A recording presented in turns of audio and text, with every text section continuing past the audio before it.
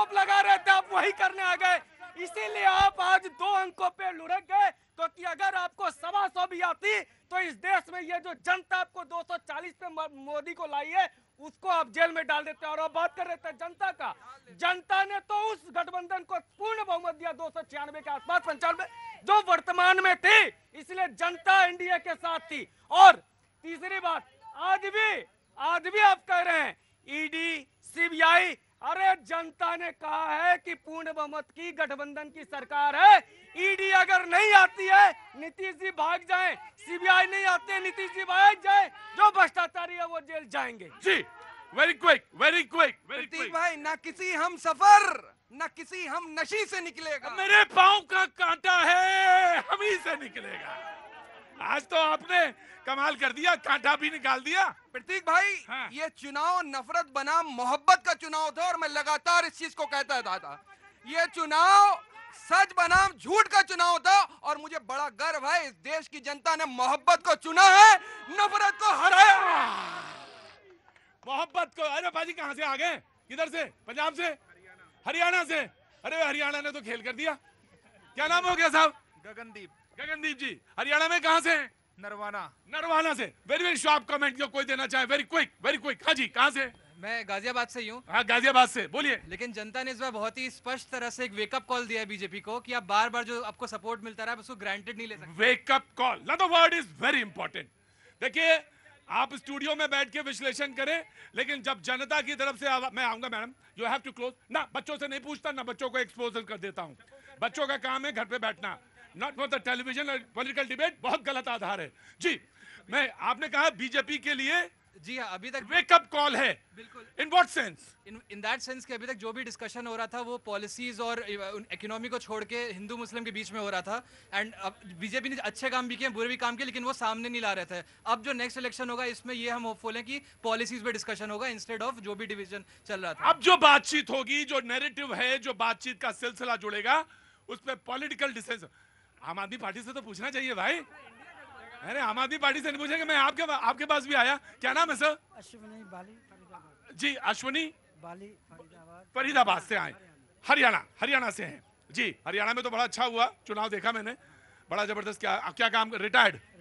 मैं आता हूँ आपके पास ना। तो आम आदमी पार्टी, प्रतीक भाई जो कहते थे हम राम को लाएं, उनको भगवान राम बोले कि हम लेकर चलते हैं, उनको लेकर चले गए। ये चुनाव बड़ा ही स्पष्ट है। मैं फर्ज झुका करके देश की जनता को जो महापर्व चुनाव में हिस्सेदारी लिए उनको मैं नमन करता हूं कि एक स्पष्ट जनादेश दिया। ये चुनाव जनता बनाम अवतार की लड़ाई थी। ये चुनाव अवतार बनाम संविधान की लड़ाई थी।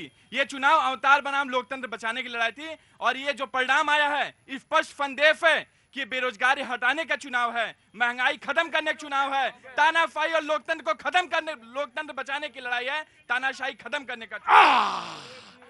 बीजेपी सबसे आखिर में उठी है।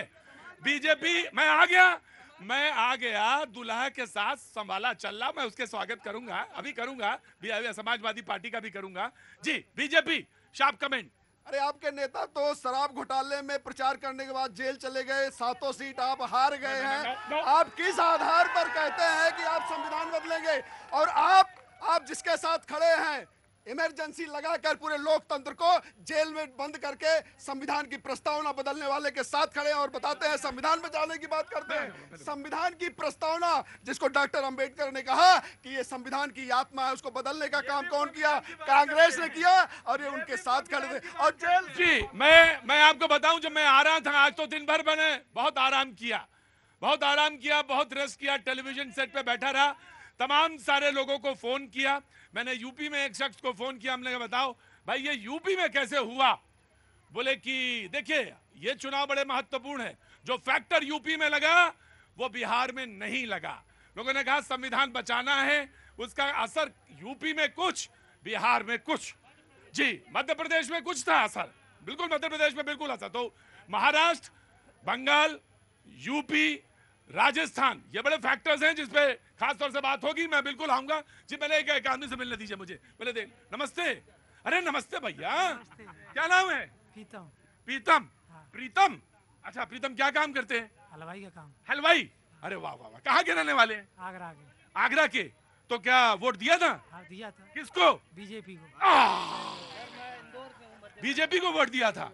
अच्छा, जब वोट दे रहे थे तो अब तो पूछ सकता हूं कि क्या सोचा था जब बीजेपी को वोट दे रहे थे? आगरा से हैं आप, तो क्या सोचा था? जीतेगी। जीतेगी। तो सरकार तो बनाने की अभी हैसियत में वही खड़े हैं। शैलेंद्र जी, विश्लेषण आपका पहले, वेरी क्विक, मैं आता हूं। देखिए प्रतीक जी, मुझे आज बड़ा आश्चर्य हो रहा है कि लोग जो है ना आधा अधूरा सच बोलने का प्रयास कर रहे हैं। मैं ये मानता हूं कि लोग आज जो लोकतंत्र की जीत हुई है, ये सबके मुंह से निकल रहा है, बहुत अच्छी बात है। आज से ठीक पहले कल जो लोग किस तरह की बातें कर रहे थे, सिर पे कफन बांध के निकलना है, ऐसा करना है, वैसा करना है इलेक्शन कमीशन पे, आज देश की जनता को जो है सबको सलाम करना चाहिए। आज मतलब इनकी भाषा बदल गई। अच्छा, आज कुछ प्रमाण रख दूं। ये कह रहे हैं कि 2 मुख्यमंत्रियों को जेल में डाल दिया। अरे उन दो राज्यों के चुनाव परिणाम की बात कर लेता हूं। दिल्ली के मुख्यमंत्री को जेल में डाला, कितना जन समर्थन है आपको? शून्य। झारखंड के मुख्यमंत्री को जेल में डाला, कहां हैं आप? 3 सीटें हैं उसकी जेएमएम की जो है। तो क्या मतलब सच बोलने का प्रयास करें? ठीक है, इन पर नियंत्रण होना चाहिए, मजबूत विपक्ष होना चाहिए, लेकिन आपको अभी तो चुनाव परिणाम आए नहीं। देखिए, इस बारात के दूल्हे राजा, हाय हाय, कई लोगों को नजर उतारनी पड़ेगी इनकी आज। और ये, हाँ जी, रुको, देखिए मुझे अपनी तरह से कहने दीजिए, आज इनको नजर उतारनी पड़ेगी। और ये है समाजवादी पार्टी के प्रवक्ता। क्या बात है भाई, वाह जी, बहुत बहुत स्वागत है आपका। बहुत बहुत धन्यवाद। हाँ, सबसे पहले तो आज किसी ने जय श्री राम बोले ही नहीं भाई, बीजेपी वालों ने। कैसी बात हम कर रहे बोले जय सिया राम। देखिए, बड़ा विडंबना देखिए, इधर आइए। आज भगवान राम की नगरी से उनके ही नगर निवासियों ने बीजेपी का सफाया कर दिया भैया, जय श्री राम कर दिया इनका। को न काहू कर सुख दुख कर दाता, निज कृत कर्म भोग सब भ्राता, जो करोगे वो भोगना तो पड़ेगा, होया वही जो राम रचि राखा, को कर तर्क बढ़ावे शाखा। लेकिन हमने क्या किया, हमने तो मैं अपनी यूपी की जनता को ये कहना चाहूंगी कि उन्होंने बहुत ही विवेक दिखाया और मुझे सबसे ज्यादा गर्व अपने यूपी पे है। बहुत क्या कहना चाहेंगी यूपी की जनता को, क्या कहना चाहेंगी मैम? मैं अपनी यूपी की जनता को ये कहना चाहूंगी कि उन्होंने बहुत ही विवेक दिखाया और मुझे सबसे ज्यादा गर्व अपने यूपी पे है। बहुत क्या कहना चाहेंगी यूपी की जनता को, क्या कहना चाहेंगी मैम? मैं अपनी यूपी की जनता को ये कहना चाहूंगी कि उन्होंने बहुत ही विवेक दिखाया और मुझे सबसे ज्यादा गर्व अपने यूपी पे है। क्या मतलब है चुनाव से भाई? अरे 1993 में आप जीत के आ गए थे, उसके बाद लगातार जीत रहे हैं क्या आप? हारे हैं आप तमाम चुनाव। तो भगवान का चुनाव से कोई संबंध नहीं है, कोई लेना देना नहीं है जो है, ये आपको समझना चाहिए। अच्छा, एक मिनट, अरे सनाब, अब तो कई बदले सनम नजर आते हैं। थोड़ी सी यहाँ पे बारिश हो गई थी तो उमस बढ़ गई, लेकिन फिर ऑफ कोर्स, अरे आज तो आप बोलेंगे ही। ये कह रहे हैं कि भगवान राम केवल अयोध्या थोड़ा ही है, कड़कड़ में, पर आप ही लोग तो थे जो राम को लाए, हम उनको लाएंगे। अरे जिसने सबको पैदा किया, क्या उनको पैदा कर सकते हैं आप? क्या उनको आप ला सकते हैं? आपकी औकात है?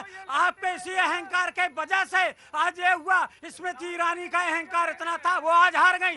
विनोद सोनकर को जानते होगे, जो कई सांसदों को अनुशासन समिति के अध्यक्ष थे ना, निकालने का काम करते थे। आज हमारे पार्टी के 25 साल के युवा पुष्कर ने आज उनको संसद से ही निकालने का। जी, राम को तो सच में लेते हैं ये। अरे समाजवादी पार्टी जो कहते थे हवा में उड़ गए। एक बात बताओ, सरकार कौन बना रहा है, ये तो मुझे बताओ पहले। देखिए सर, सरकार 296 आपका अंक बता रहा है। हाँ, तो लग ऐसा रहा था कि उधर बन रही है। आज का दिन सबको खुश करने वाला है।